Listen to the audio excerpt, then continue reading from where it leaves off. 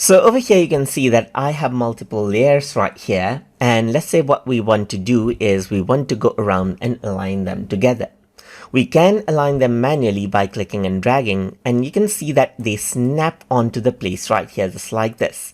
But if you quickly want to align them, then you can select them out just like this by clicking and dragging around them, and then what you can do is you can go around under position right here.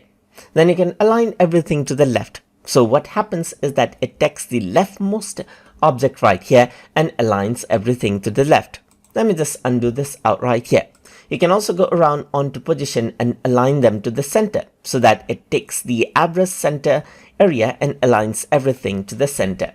You can go around over here and align everything to the right as well.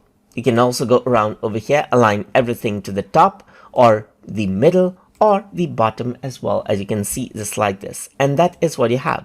You can take the bottommost area, select out everything, go around onto position and align everything to the bottom, as you can see just like this. And that is how you can work around with layer arrangement inside of Polotno Studio.